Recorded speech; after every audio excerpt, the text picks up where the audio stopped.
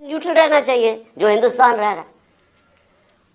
हमारे army chief ने, आप ये सोचे कि खुद एक यानी ग्रेड 22 ऑफिसर ने बैठ के एक सिक्योरिटी का सेमिनार था। अभी आने वाले वक्तों में इन फ्यूचर में ये होगा कि सबसे जो लार्जेस्ट आर्मी होगी वो इंडिया की होगी डेफिनेटली।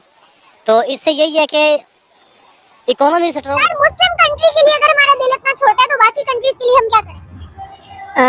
जैसे कि शहबाज शरीफ साहब ने कहा है कि हम बैगर्स हैं, तो हम परफॉर्म भी उसी तरह ही कर रहे हैं। रिस्पॉन्ड नहीं कर रहे।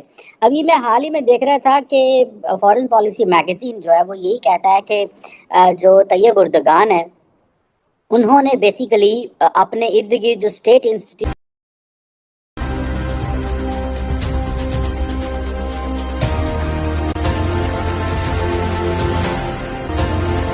यूक्रेन की ये लड़ाई हुई तो उससे और तेल और ऊपर चला गया। तो मैं जब गया, हम तय करके आ गए थे, मैंने सदर पुतिन से तय कर लिया था कि जिस तरह हिंदुस्तान को सस्ता तेल दे रहे हैं हमें भी वो सस्ता तेल दे। यहां वापस आए तो यहां जनाब हमारा आर्मी चीफ कहता कि नहीं, कंडेम करो रूस को क्योंकि वो यूक्रेन में इन्वेड कर दिया। हमने उनको समझा, उसको मैंने बताया कि हिंदुस्तान तो नहीं कंडेम कर रहा, अमेरिका का वो स्ट्रेटेजिक एलाय है, क्वाड का मेंबर है, वो तो नहीं कंडेम कर रहा, तो हमें न्यूट्रल रहना चाहिए जो हिंदुस्तान रह रहा है। हमारे आर्मी चीफ ने, आप ये सोचे कि खुद एक यानी ग्रेड 22 ऑफिसर ने बैठ के एक सिक्योरिटी का सेमिनार था, उसने खुद कंडेम कर दिया रूस को। हम उनसे सस्ता तेल ले रहे हैं, उसने कंडेम कर दिया, और अमेरिका को खुश करने के लिए। अब इससे नतीजा क्या हुआ?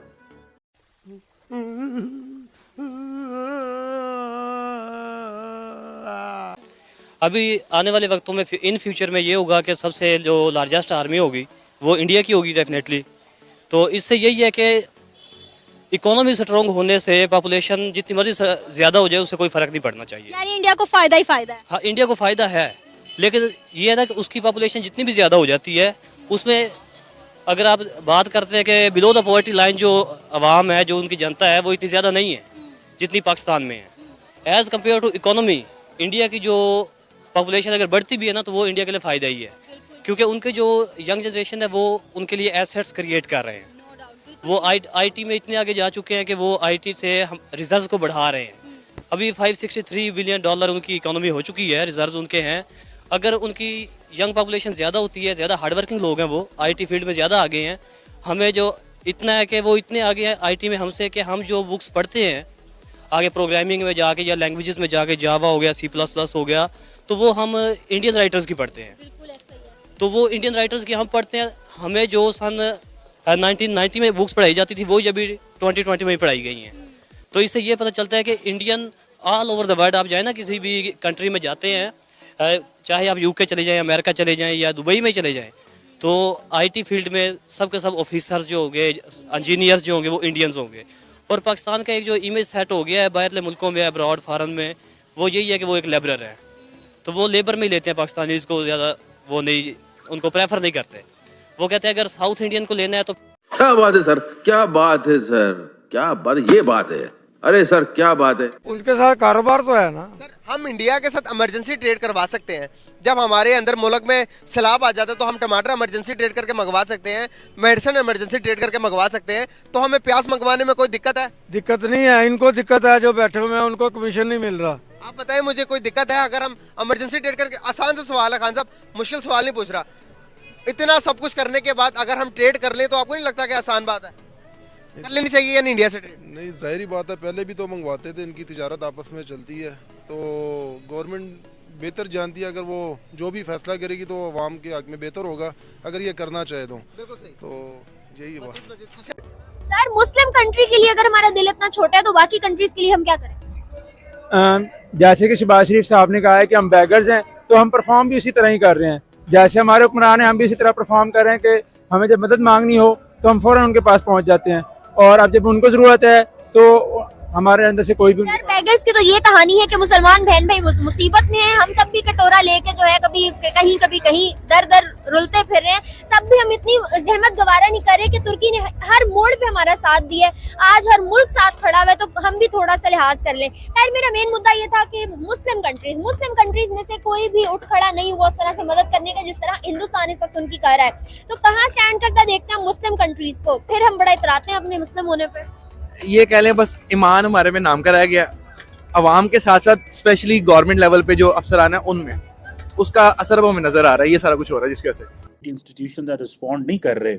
अभी मैं हाल ही में देख रहा था कि फॉरेन पॉलिसी मैगजीन जो है वो यही कहता है कि जो तैयब उर्दगान है उन्होंने बेसिकली अपने इर्द गिर्द जो स्टेट इंस्टीट्यूशंस हैं वहाँ पे जो पावर है वो इतनी ज़्यादा सेंट्रलाइज कर ली हुई है। उन्होंने अपने लॉयलिस्ट जो हैं वो अपनी की पोजीशंस में रखे हुए हैं। अगर सिविल सोसाइटी ऑर्गेनाइजेशंस हैं वहाँ पे उनके क्रोनीज बैठे हुए हैं, जो उनके लॉयलिस्ट हैं वो बैठे हुए हैं और कह रहे हैं कि जो करप्शन इस हद तक चली गई है कि अब वो रिस्पॉन्स भी उस तरह नहीं कर पा रहे जिस तरह करना चाहिए। इसीलिए कहा जाता है कि ये तैयब उर्दगान पे बड़ा प्रेशर है। जो टर्की की जो disaster and emergency management agency है जो वो भी AFAD के नाम से, वहाँ पे भी कहा जाता है कि तैयब उर्दगान के जो अपने ज़ाती जो क्रोनीज हैं वो बैठे हुए हैं। अक्सर ये बात होती है जापान में इतने ज़लज़ले आते हैं, अमेरिका में इतने ज़लज़ले आते हैं। मैं देख रहा था, वर्ल्ड बैंक की रिपोर्ट देख रहा था कि लाखों लोग ऑलमोस्ट जो है वो लार्जली जो है वो मर जाते हैं बिल्डिंग कोलैप्स से, अर्थक्वेक से। और ये सारे के सारे जो वाक़यात हैं ये डेवलपिंग वर्ल्ड में आते हैं, ये डेवलप्ड वर्ल्ड में नहीं होते।